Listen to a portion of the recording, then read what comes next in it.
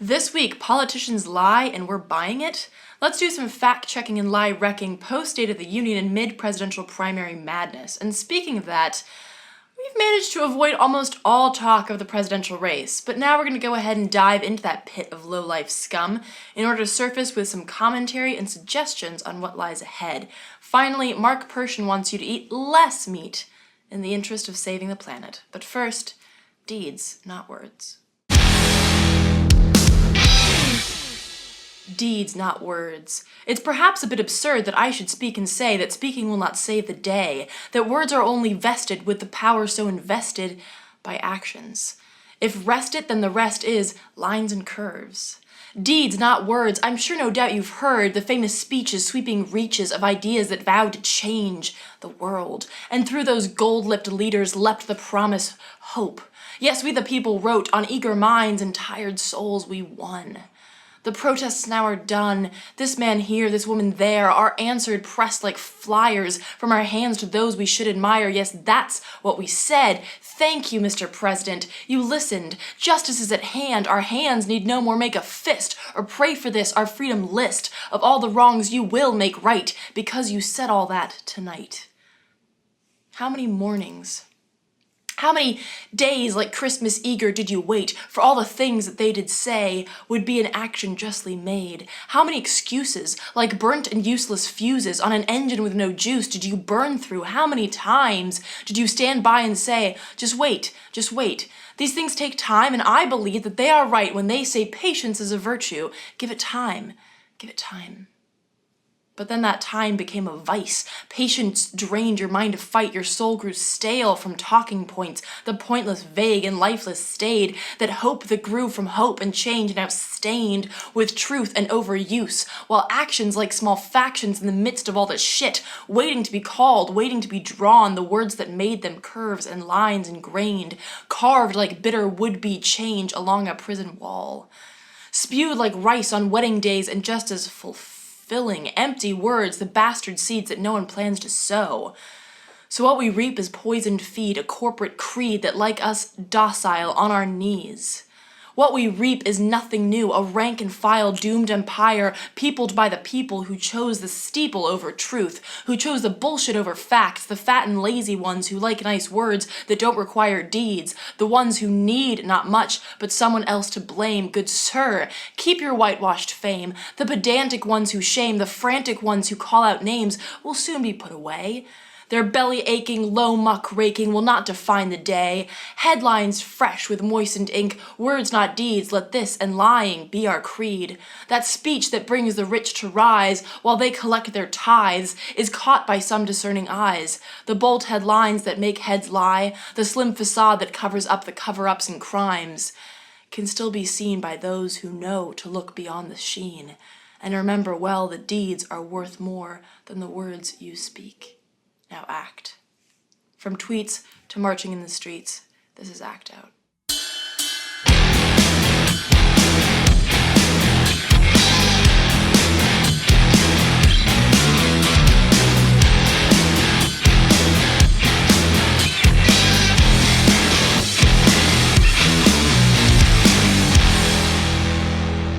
Welcome to Act Out. I'm Eleanor Goldfield, and this is your tipping point.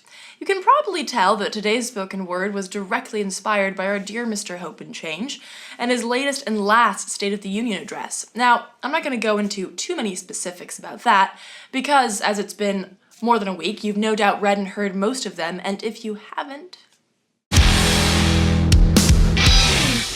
truly, if you Google Obama State of the Union lies, you'll find no shortage of links, and not just right-wing nutjob links.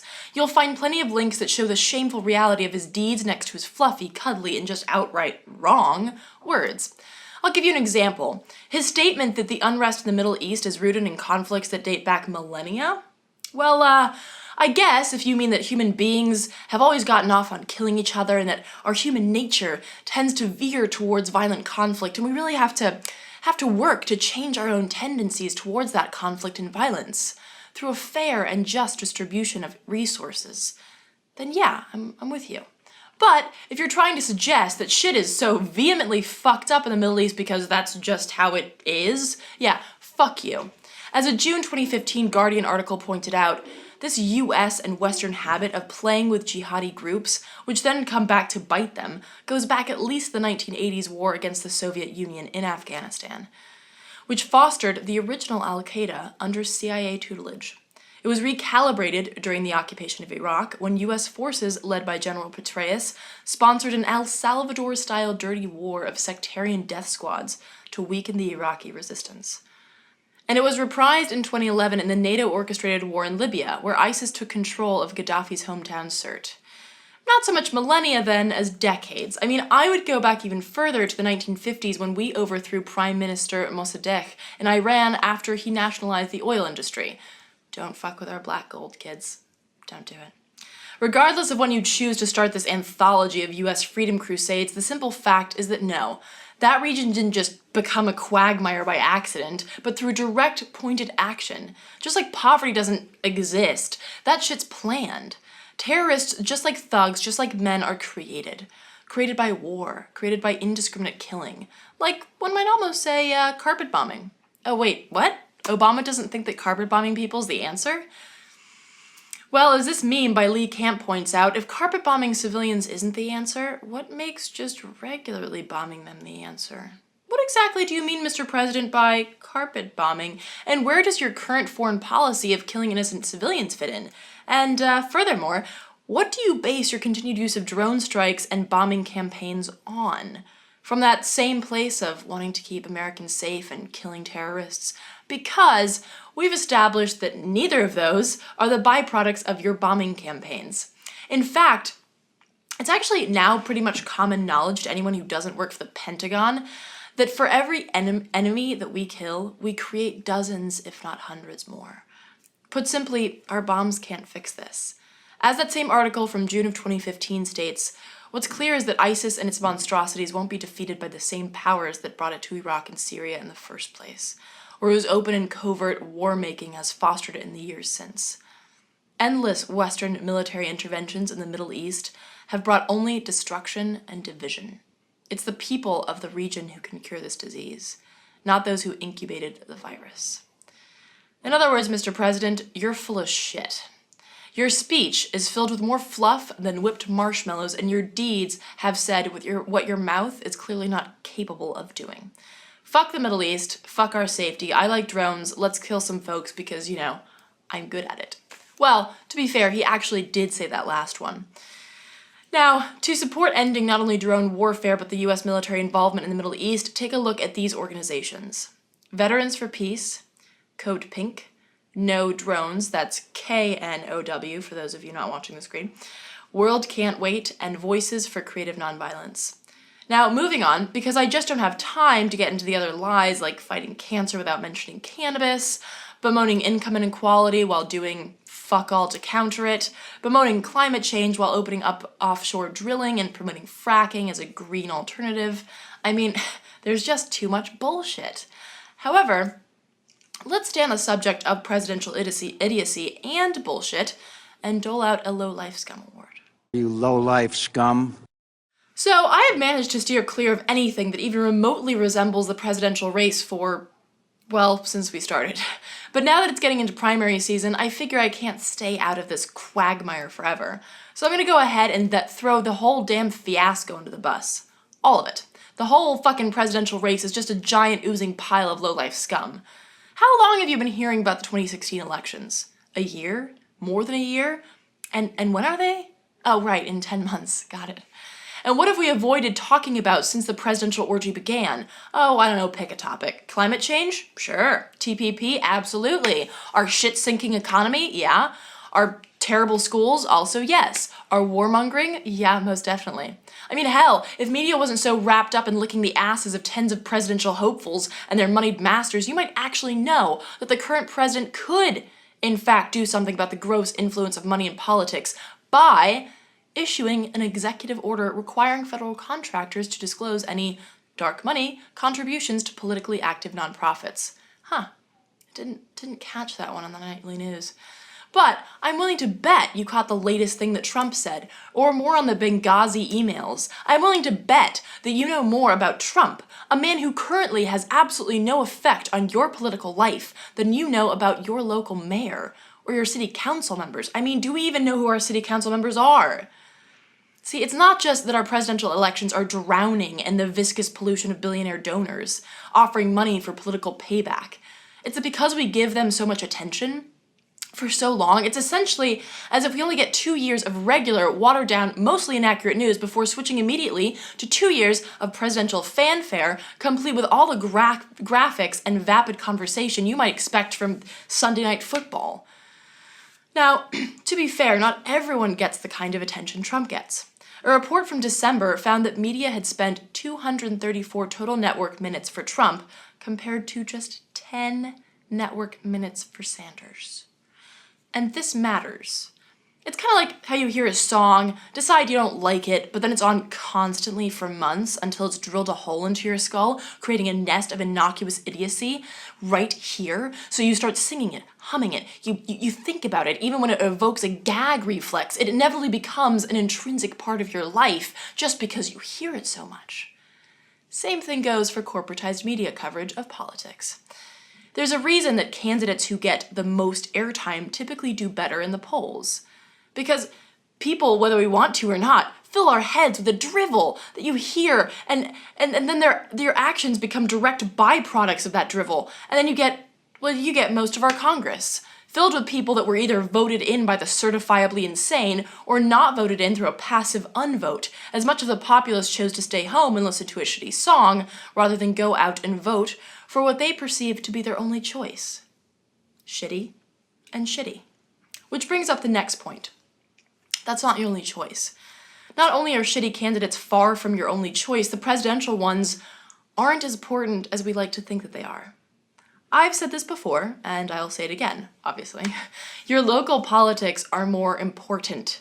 Who spends 4 years in the White House is way less important than who spends 30 years in your state senate or indeed the US Senate. The people with the most direct influence over your lives are not the ones that you will see on CNN or Fox. They are the ones who work quietly, undisturbed, fed by private money and unchecked by local engagement. So, I'm not going to stand here, or sit here, and tell you who to vote for this November. I'm not going to tell you who to vote for in your local elections, but I will tell you to vote in both. And if you think that no one on the bill fits your bill, write someone in. Just get in the habit of exercising your rights, because voting is just the beginning.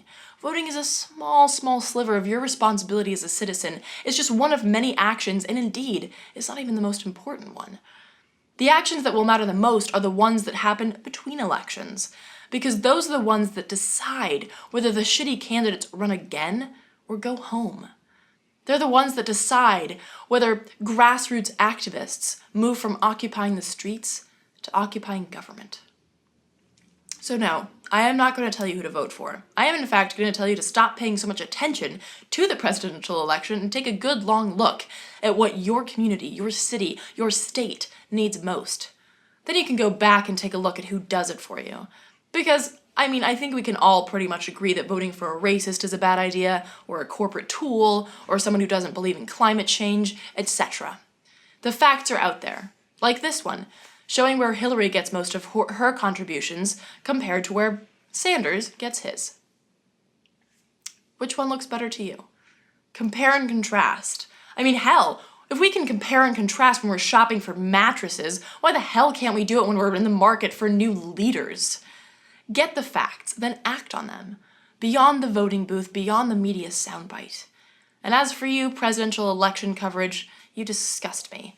Your vampirian lifespan that smothers important news stories with vapid distractions, your twisted favoritism, your ballooning ego, and your lies from left to right easily earn the Low-Life Scum Award of the Week. You low-life scum. Finally this week, let's move from political bullshit to, actual bullshit. Less Meat, Less Heat is an organization that's focused on mitigating the effects of livestock agriculture on climate change.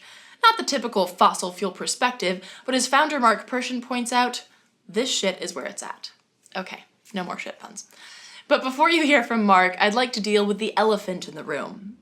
Not that we're going to eat an elephant or anything. I know that many of you who watch the show have a very strong stance on meat and feel that eating any at all is not conducive to an environmentalist's paradigm. And I totally see your point. The meat industry is cruel, pollutive, and unnecessary.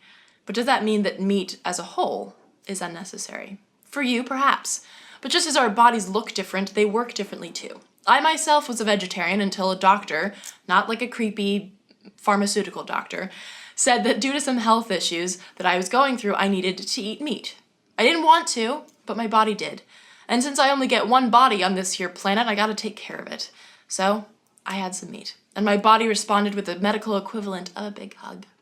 And here's the thing, if you do it right, you can eat meat in a smart way. You can eat meat in a climate-friendly way.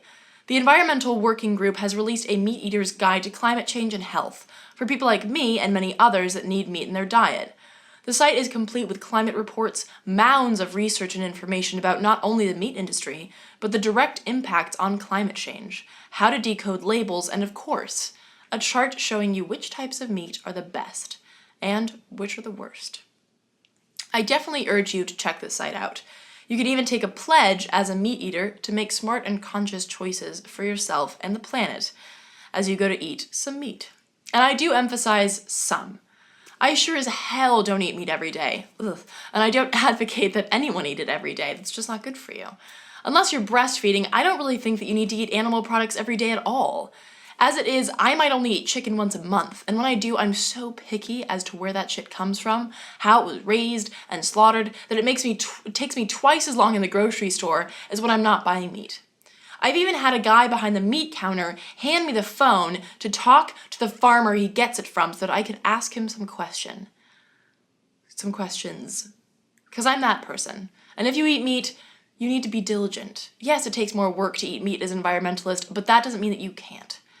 That's Mark Pershin's take as well. As a former vegan and vegetarian, he feels that the best way to tackle climate change is to address meat, but not stop eating it altogether necessarily. Take a look. So, less meat, less heat. It's a very catching name at first, particularly because it deals with climate change. And a lot of people think of climate change, they think of targeting coal and oil and gas and fracking. Why specifically target meat? That's a very good question, Eleanor. So I've actually been working in climate activism for a couple of years with organisations like 350.org in Australia and the Netherlands, and a local organisation, Beyond Zero Emissions. And it came to my attention after studying some climate science subjects at the postgraduate level that focusing only on fossil fuels will actually be the climate movement's undoing. Because like when we actually got to tinker with the climate models and see what the future looks like. So I would plug in scenarios like, let's say we win tomorrow magically and all fossil fuels stay in the ground. We've got a wonderful renewable world. What happens in the future? What's the future look like? And the future actually looks very grim. We'd still be looking at between 3 to 6 degrees of warming, Celsius, that is. I'm not sure what that is in Fahrenheit.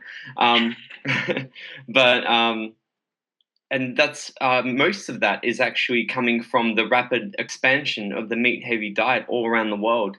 And this is something that no environmental organization or no environmental organizations were talking about back then. So it planted the seed, and that was about 2-3 years ago. And it wasn't really until I saw Cowspiracy last year that I realized, hang on, I'm not the only one that realizes that this is a huge issue and a shortcoming of the global climate movement. This is still going on, and thanks to Kit, we found out that many other organizations are still not looking at this. And even to this day, even after the massive success of that film on Netflix and everything like that, they're still not really addressing it. They still don't want to touch it. So that's why I went down that route, because it was out of necessity, basically. So, in that same conversation about cowspiracy and eating a diet that isn't meat focused, a lot of environmental organizations, or just people who consider themselves to be environmentalists, call for a vegan diet. So absolutely no animal products whatsoever. But that's not your viewpoint. I'd like to hear you explain the climatarian diet and how that differs than veganism and vegetarianism, and why you're not calling for just like straight up no meat products or no animal products. Sure. That all basically comes down to what we believe is feasible. Climate scientists tell us we've got anywhere between 5 to 15 years before we lock in runaway climate change, before we lose control, essentially. So that's a short amount of time. I personally don't believe that we can convince enough people to go vegan to be able to mitigate, reduce emissions to the point where we can actually avoid that. And I'm not the only one that thinks that. There's many other organizations like the Chatham House that actually like showed research and things like that. And there's also on the other hand, there's also lots of studies showing how um, a lot of vegans and vegetarians don't necessarily keep their diet. There was one that came out in the US showing that something like 87% of vegans and vegetarians go back to eating meat. So it doesn't seem to stick even for most people. So after doing a lot of research and reading, and even my own personal experience with, I've been a vegan before, I've been a vegetarian before, and just trying to convince your friends, it just didn't work.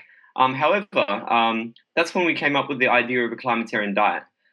So a climatarian diet is basically where we we are aware of the carbon footprint of the food choices we make, and we make those choices in a responsible way. So kind of like you would know that a Hummer is far worse for the environment than say a Prius, and a Prius is worse for the environment than say a bicycle. So it's the same with food. Beef, by far, is has a much bigger carbon footprint than beef and lamb have a much bigger carbon footprint than chicken. Pig is somewhere in the middle. So, and this information is out there. There's a report that was made in the US by the Environmental Working Group called "A Meat Eater's Guide to Climate Change." And you can see that for yourself. It's all there. So we're working on our own data set for Australian audiences because we're going to be launching in Australia first. But that's essentially what we want to communicate. We want to communicate, show people that each food choice they make has a different impact on the climate. And if we are to avoid catastrophic climate change, we need to cut specifically red meat down to once a week if you're going to eat reasonable portions. But like we both know, most people eat steak in huge portions. So if we're going to eat that, then it needs to be more of a once a month thing. So going back to like how we used to treat a Sunday roast, it used to be like a delicacy, something that we do once a month or once every couple of months. So how are you going about doing this creating this paradigm shift? Okay. That's actually so where we're at right now is we launched a campaign in March. We founded the campaign in March last year. Basically, just me working on it for a while and then trying to get some volunteers on board. And it wasn't really until we found out we are going to Paris. We got a lot of momentum. We got tons of new volunteers on board, and now we can actually feasibly see a launch date where we launch in Australia, launch into the mainstream, so to speak. So we're going to be doing that using the power of celebrity. We want to obviously going to launch in Australia initially, but that's only going to be the start of our campaign. Ultimately needs to be a global campaign. We want to very quickly expand out to the two other major drivers. Well, the two biggest drivers of demand for red meat in the world, being the US and China. So I envisage us expanding out to the US and China by end of this year / early next year. And have you, I mean, I know you haven't been around that long, but have you seen any sort of pushback from, I mean, I know that a lot of environmentalists in the US experience a lot of pushback from the meat industry because they have billions of dollars behind them. Is there anything like that in Australia where you've noticed already some pushback from the people that want their consumers to eat as much meat as possible? Definitely. We've got a very meat heavy culture in Australia, same as the US. Big meat industry. Ours is called the Meat and Livestock Australia. They basically collect $5 from every head of cattle that's slaughtered in Australia. And I think it's something like 65 million. I can't remember. It's millions a year. So yeah, they've got a massive budget, and we've already started seeing that. I remember when Cowspiracy came out in Australia, they actually put up a Google AdWords campaign. So when you would type in Cowspiracy in Google, they had an ad up there, basically trying to discredit a lot of the claims made in Cowspiracy with not much science behind it. So thankfully, there were other environmental bloggers that put out posts discrediting their rebuttal. So that was a bit of fun. But at the end of the day, yeah, they are going to fight us. They've got big budgets. They will get on primetime TV. They'll try and discredit us. They'll probably try and attack me personally. So yeah, we expect there's going to be a lot of pushback. At the end of the day, we just have to, from day one, everything that we communicate is based on peer-reviewed, published science.